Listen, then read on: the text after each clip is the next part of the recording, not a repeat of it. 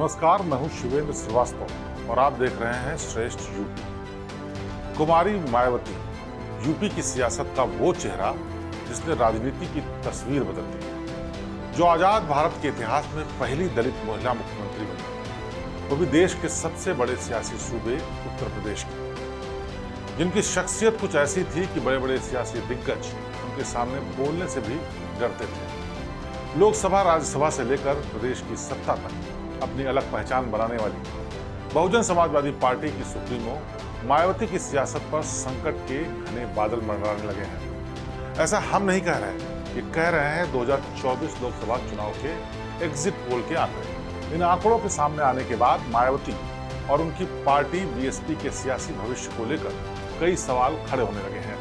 आखिर क्या है ये सवाल, चलिए आपको बताते हैं। सबसे बड़ा सवाल ये, क्या यूपी में हाथी फिर कर देगा अंडा? क्या यूपी में मायावती का नहीं चला जादू? क्या कांग्रेस की राह पर चल चुकी है बीएसपी? क्या यूपी में बीएसपी का नहीं बचा है कोई जनाधार? मायावती की सियासत का सूर्य क्या अस्त होने वाला है? कभी जिस बीएसपी की यूपी की सियासत में तूती बोलती थी, सत्ता में जिसकी हनक हमेशा विरोधियों को चुनौती देती थी, आज यूपी में वो बहुजन समाज पार्टी हाशिए पर जाती हुई दिखाई दे रही है। कम से कम एग्जिट पोल के नतीजे तो यही बता रहे हैं।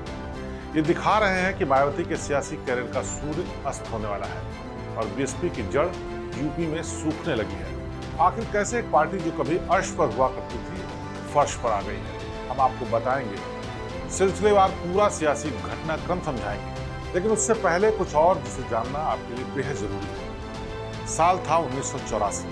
यहाँ से बीएसपी सुप्रीमो मायावती ने सियासत में एंट्री की थी। उस दौर के सबसे बड़े दलित नेता काशीराम ने बहुजन समाज पार्टी का गठन किया था और कुमारी मायावती को पार्टी की सदस्यता दिलाई थी। इसके बाद मायावती ने कभी पीछे मुड़कर नहीं देखा। साल 1989 में पहली बार मायावती ने यूपी के बिजनौर लोकसभा सीट से चुनाव लड़ा और बड़े अंतर से जीत दर्ज कर संसद की सदस्य चुनी। इसके बाद साल 1994 में वो संसद के अपर हाउस यानी राज्यसभा के लिए निर्वाचित हुई। फिर आया 1995 का ऐतिहासिक साल, जिसने मायावती के सियासी करियर को अलग मोड़ पर पहुंचा दिया। मायावती यूपी की सीएम बनी और एक अनोखा कीर्तिमान अपने नाम दर्ज कराया। देश के सबसे बड़े राज्य की पहली दलित मुख्यमंत्री बनकर उन्होंने इतिहास रच दिया। यहाँ से यूपी की सियासत में दलित राजनीति की पूरी तरह से एंट्री हो गई। 2 बार बतौर सीएम मायावती का कार्यकाल बहुत छोटा रहा, लेकिन पूरे देश में उनके कार्यकाल की चर्चा होने लगी।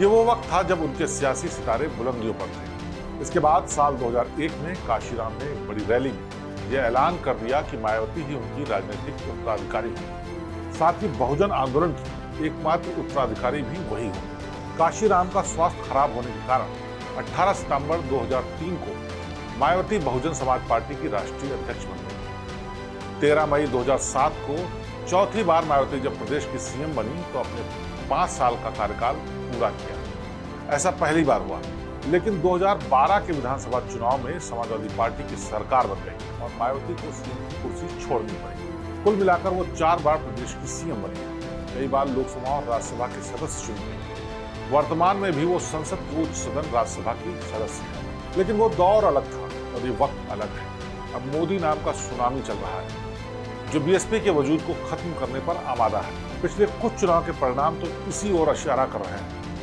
इस बार भी कुछ ऐसे ही नतीजे एग्जिट पोल में दिखाई पड़ रहे हैं, जिसके बाद सियासी पंडितों ने कहना शुरू कर दिया है कि अब हाथी की चाल यूपी में वो दम नहीं दिखा पा रही जिसके लिए कभी उसे जाना जाता था।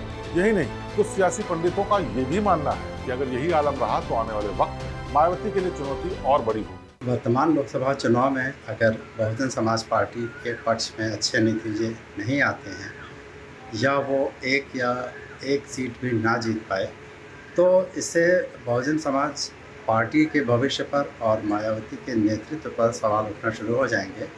और ये सवाल सबसे ज़्यादा उनके समर्थकों के बीच उठेंगे, क्योंकि पिछले कई चुनावों से पार्टी कोई बहुत अच्छा प्रदर्शन नहीं कर पा रही है और मायावती के अपने राजनीतिक बयानों और जिस तरह का स्टैंड वो लेती रही हैं, उसके बावजूद पार्टी को कोई विशेष लाभ राजनीतिक तौर पर या चुनावी तौर पर मिलते हुए नहीं दिखा है।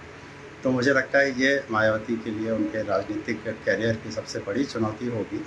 और अगर इसके बाद भी उन्हें राजनीति में अपने आप को प्रासंगिक यानी कि रेलेवेंट बनाए रखना है, तो उन्हें कुछ बहुत ही बड़ा निर्णायक कदम उठाना पड़ेगा, जिससे उनके जो पक्के और पुराने समर्थक हैं वे उनका साथ न छोड़ें। यहाँ सवाल ये उठता है कि अगर ऐसा कुछ होता है तो फिर मायावती आखिर करेंगे क्या? क्या वो अपनी बागडोर किसी और को सौंप देंगे या फिर अगली लड़ाई के लिए अपने आप को तैयार करेंगे?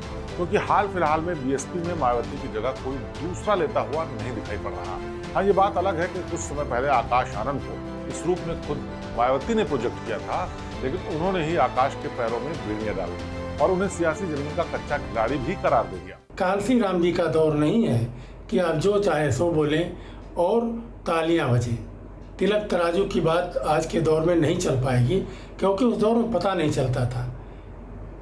आज के दौर में यह संभव नहीं है कि आप इस आक्रामकता से राजनीति कर लें। और सबसे बड़ी बात, एक दलित वर्ग को लेकर के आप राजनीति में कभी भी सफल नहीं होंगे। तो मायावती के जो भतीजे हैं उनको आक्रामकता छोड़ करके असली राजनीति करनी होगी। लेकिन अभी फ़िलहाल वो पीछे ही रहेंगे, नेपथ्य में रहेंगे, क्योंकि जब तक मायावती हैं उन्होंने एक प्रयोग करके देखा है और जो उनको हटाया वो एक तरह से बचाने के लिए है कि उनका जो सियासी भविष्य है समाप्त न हो, इसलिए जेल न जाएं, इसलिए मायावती ने एक तरह से उनको बचाया। मुझे लगता है कि मायावती ने ये भी कहा था कि उचित समय आने पर वो आकाश को एक नई जिम्मेदारी देंगी। तो ऐसा संभव है कि आने वाले दिनों में आकाश को ये नई जिम्मेदारी दी जाए कि चुनाव के बाद का जो समय है उसमें किसी भी आगे के चुनाव की तैयारी के लिए आकाश ही जिम्मेदार बनाए जाएं और उन्हें पूरी तरह से एम्पावर किया जाए कि वो पार्टी के हित में निर्णय ले सके और मायावती उनके एक गाइड के तौर पर, उनके मेंटोर के तौर पर उनको सही सलाह देती रहे। इन सारे तथ्यों पर गौर करें तो एक बात तो साफ है कि बीएसपी की सियासी नैया फिलहाल डोल रही है और उसे इस सियासी भंवर से निकालने के लिए किसी मजबूत नेतृत्व की जरूरत है। लेकिन बड़ा सवाल ये है कि क्या मायावती कोई बड़ा ऐलान लोकसभा चुनाव परिणाम के बाद करेंगी या फिर अभी भी बीएसपी की कमान वो अपने हाथ में रखेंगे। बहरहाल मायावती फैसला चाहे जो भी है, लेकिन पिछले कुछ वक्त से इतना साफ हो चुका है कि जिस दलित की वो राजनीति करती थी, जिन दलितों पर मायावती का एकाधिकार था, वो वोट बैंक पूरी तरह से उनके पाले से खिसक चुका है। अब कई दावेदार मैदान में हैं। सबसे बड़ा दावेदार इस वक्त बीजेपी है, जिसने एक तरीके से बीएसपी की साख को ही बट्टा लगा दिया है, पूरी तरह से दलितों को अपने पाले में कर लिया है। कई और नाम आए, लेकिन उन नामों का इतना जनाधार नहीं बना जितना बीजेपी ने पिछले 10 सालों में कर लिया। और इसी के चलते बीएसपी की नैया अब भंवर में है। इस भंवर से नैया निकल पाएगी या फिर पूरी तरह से डूब जाएगी, ये आने वाला वक्त बताएगा। लेकिन इस लोकसभा चुनाव के एग्जिट पोल के नतीजे बताते हैं कि मायावती के लिए सब कुछ अच्छा नहीं है। तो इस खास पेशकश में आज बस इतना ही। आगे की खबरों के लिए आप देखते रहिए श्रेष्ठ यूपी। नमस्कार। यूपी की हर खबर देखने और उनसे अपडेट रहने के लिए हमारे चैनल श्रेष्ठ यूपी को सब्सक्राइब और लाइक करें। साथ ही बेल आइकन को दबाना ना भूलें, जिससे हमारे हर वीडियो की जानकारी आप तक पहुंचती रहे।